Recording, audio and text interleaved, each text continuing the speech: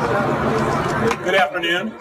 Thank you for coming here today. My name is Mike Spence, and I'm the Mayor Pro Tem of the City of West Covina.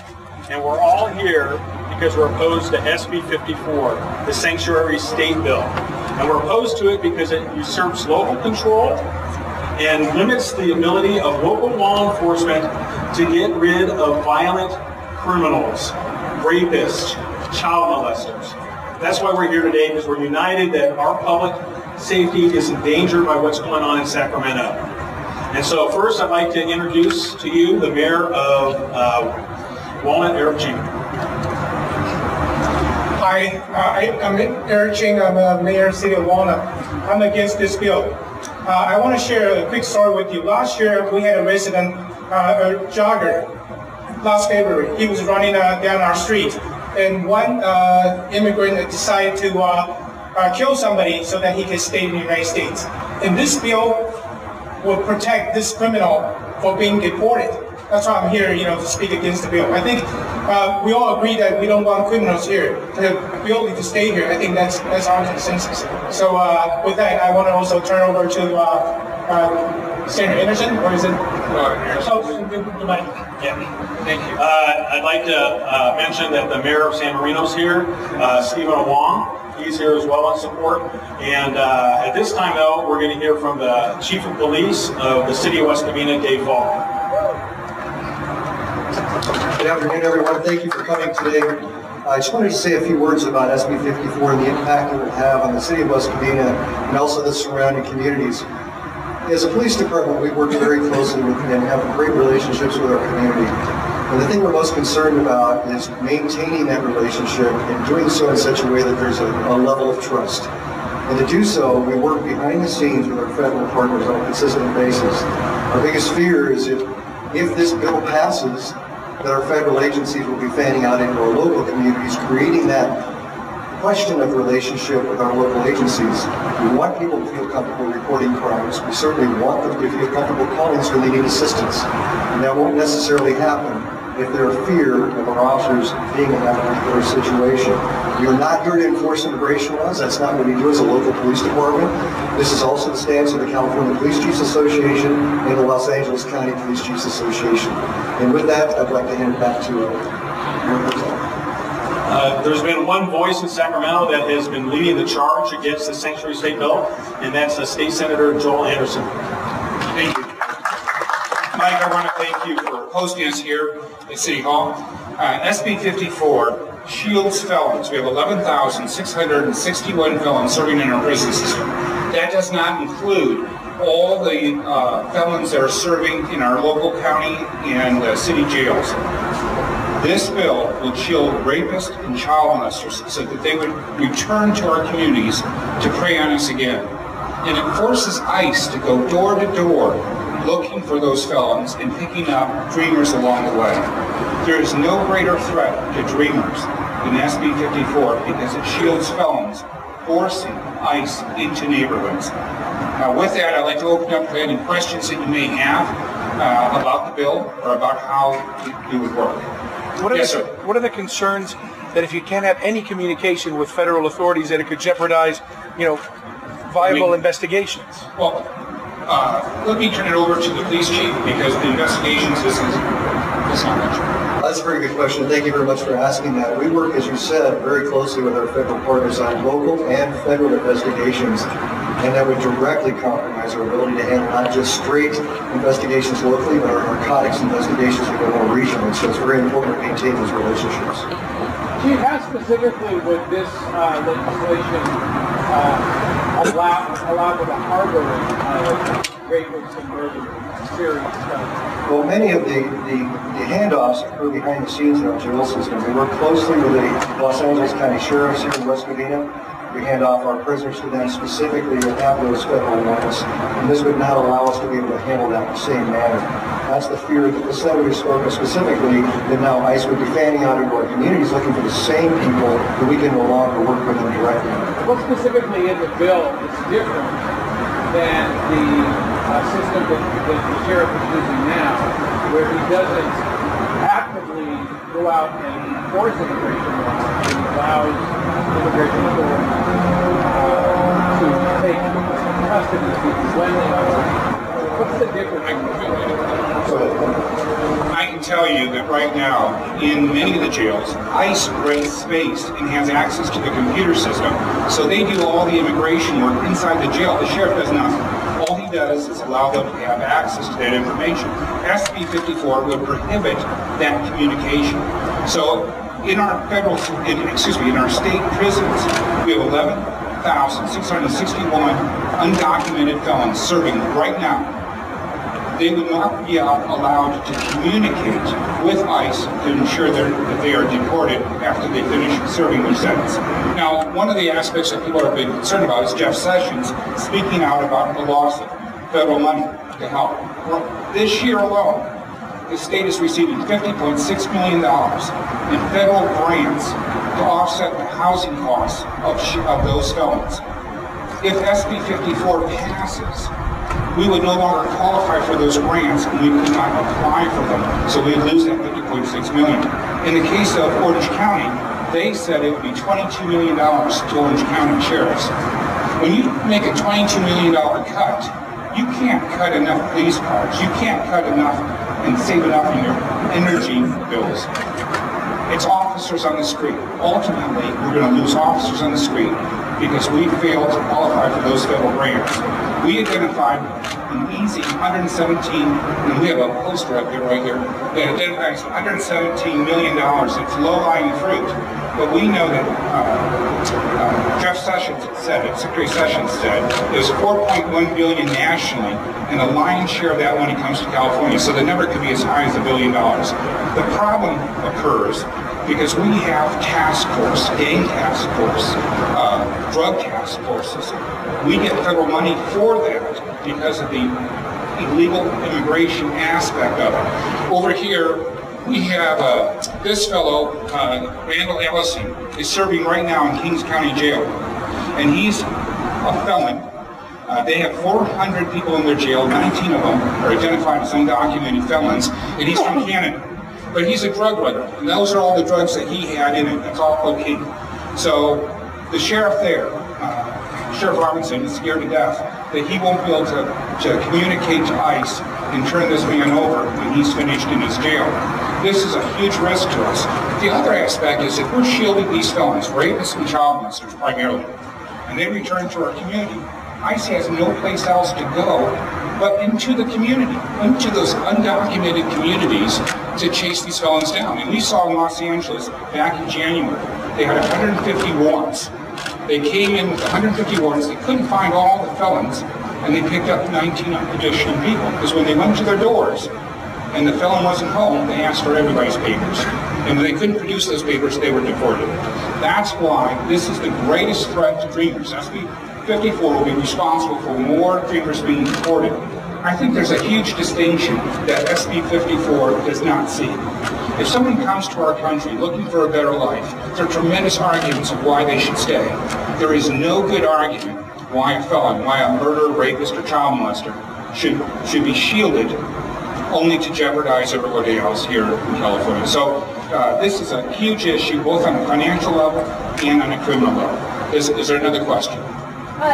Yes, ma'am. Yeah, could any of you explain why we're here in West Covina and how this bill affects the local community? Well, we're here in West Covina for several reasons. One is it does affect our local community. As the senator's outlined, it does protect felons that otherwise would be released into West Covina. We're also here because of the case that the Mayor Walnut talked about. That was a West Covina resident who was here illegally, who killed someone in the city of Walnut. That's why we're here today. And of course, the city of West Covina, as along with other cities like Luna-Gunagel and others, have taken up this issue, and we voted to oppose it as a city council 4-1. That this is bad health policy, it usurps local control, and it protects felons. And the state of California does not know what's best for West Covina. Our police and our city council does. Hey, may I just ask something?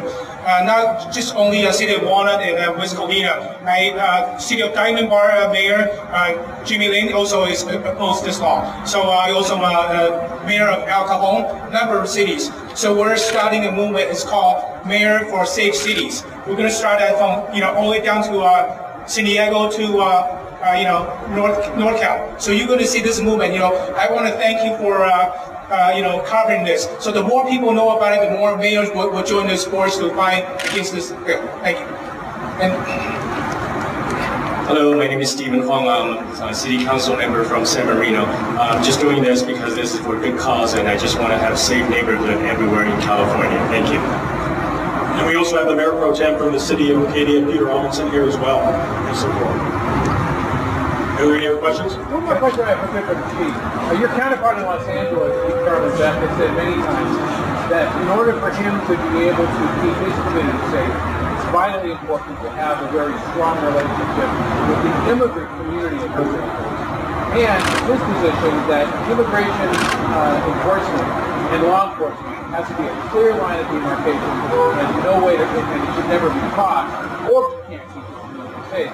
Now, I'm not sure that the chief has actually weighed in yet on this position, on SB 54, but just last week he was at a news conference with the mayor, as you may know, where they signed the sanctuary city ordinance, which does spell out that law enforcement needs a clear line of demarcation. What is your response to this? There is a clear line between what we do and what immigration does. The role of our law enforcement officers in the field is to serve the communities, respond to calls for service, and work with our victims to make sure that they report crimes that sometimes are otherwise not interested in doing. We don't want fear, we want working relationships. And that's very important to us. Our concern is more in the jail side, which is what Sheriff McDonald specifically spoke about, his concern. He wants to make sure these things happen behind the scenes instead of in our communities where they're much more visible and create more fear. Criminal aliens are the ones that we're ultimately deporting, and that's what ICE is working with us to do so. My fear is we don't want to be in conflict with state law or federal law, and this particular Senate bill puts us in violation of one or the other, and we don't want to see our officers being put in that position. And to that point, then, maybe, this is a case of throwing the baby out with the bathwater where, behind prison cells, you want to make sure you have that access and that you have a good working relationship with ICE. But on the other side of the equation, on that question, Chief Beck is saying that he needs that relationship out in the general public. So is there a way to augment SB 54 so it doesn't affect the behind jail cells sort of aspect of what you're talking about? Well, as far as we're concerned, it's the working relationship issue that we're most concerned about. It's being able to work with ICE and not have that relationship cut off. And I would also like to pass that on to anyone else who has. I will tell you, in 2013, we passed the Trust Act in the legislature. It prohibits local law enforcement from communicating about a dreamer based on the fact that they're a dreamer. So if you are caught jaywalking and you're cited for that, you're not passed on to ICE. What SB 54 does, it goes way beyond dreamers or everyday folks that are picked up. It focuses in on shielding felons. That's the departure from where we were before. What we're saying is the system's not broke. Let's not try to fix it. Let's not put everybody at risk. And one of the items that most people are not covering is if you shield those felons and they return to the communities, there is no state law that can be written that stops the federal government from executing on federal law. So they're going to come into those communities, and you're going to see people waiting for felons to show up with their kids at school. All the things that you don't want to happen are going to happen because we didn't allow ICE access to those rapists and child molesters while they were in jail. We've forced them into the communities to chase these folks, and along the way, they're going to pick up everybody that they can find. And so I think if you're concerned about dreamers, you should oppose SB 54. So that's one of the big differences. The Trust Act already protects people who are not violent, not hardened criminals, not felons. They're already protected to the extent that California can protect somebody from federal law. Another question? SB 54 needs a 2/3 majority, right? That's correct. How many, with the Democratic supermajority, how many Democrats do you think you need to vote no? Can you do that? Well, so right now, the bill's been eligible for over 2 weeks to be voted on the Senate floor, but it has, which signifies there's not enough Democrat votes. So all we need is one not to vote for it, but I think that number's closer to 13. I think there are 13 Democrats who believe that this is the wrong direction. They support the Trust Act, but they think this goes too far when you shield felons, rapists, and child molesters. So it hasn't been brought up to a vote yet? Not in the full Senate. It was in the Public Safety Committee, and it was in Appropriations. But that's not the full Senate. One more, if I could. I know the opposite of this bill would argue that the population of the county jail is public knowledge. It's available online. You can see exactly who is in the jail at any given time, and that there's nothing they would argue in this bill that would prevent federal immigration authorities doing their job from locating, identifying the rapists and the felons you're talking about, and making sure that the rapists are taken custody of them. Nothing in the bill. Then why is all law enforcement upset with it? Why is the chief speaking on it? Why has there been such a problem? I will tell you this, that if you put my name in the system, in our state prison system, you might get 17 or 20 pages with my name. So you have to have the ability to communicate with those folks to ensure that you're not taking somebody who's a U.S. citizen and trying to deport them. You have to confirm that you have the correct person before you move forward. Not having access to those folks. Right now under SB 54, if you call and you say, my brother's in prison and I want to know when he's getting out and I want to know what prison he's in, they'll tell you. If ICE calls and asks the same question, they're saying, I'm sorry, SB 54 prohibits us from communicating with you. That makes no sense.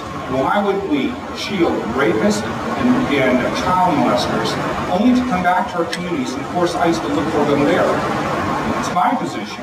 We should put clothes on their clothes on their heads and package them to go. Do you agree with that? Absolutely. Our role is to make communities safe. Communication and regional working relationships are extremely important.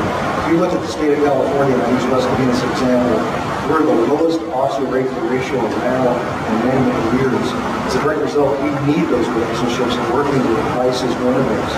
And it's not because we're in the field with them, but it occurs behind the scenes, which is where it's important in those investigations that ultimately uncover who's responsible for those crimes that the Senator specifically talked about. This is the argument that the authors of the bill would say that ICE has access to every person and knows the identity of everybody in the jail, and therefore this legislation does not harbor molesting.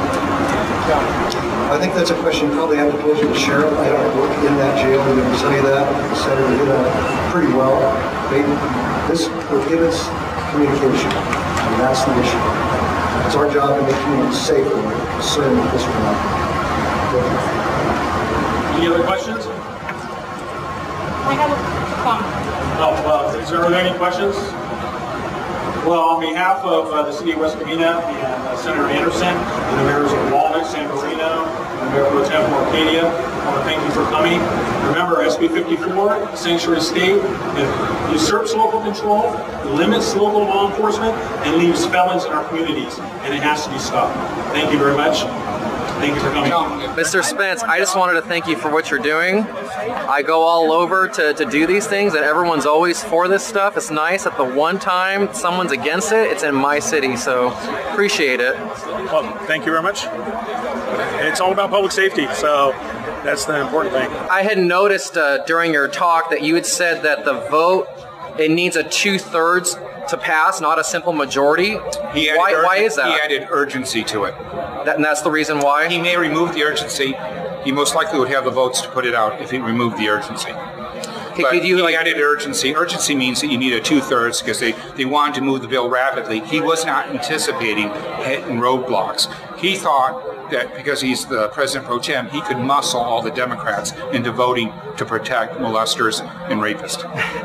So if they were to take off that urgency, how long would it then take to go through the process? Oh, I'm hoping that if we continue to go around the state with these press conferences and encouraging people to be knowledgeable on this issue, that those legislators wouldn't return to office if people knew what this vote meant. Would they have to start over the process if they took off the urgency, or would it still be in the same area that it's in? It'd be in the same area. Oh, okay. Okay, that's all.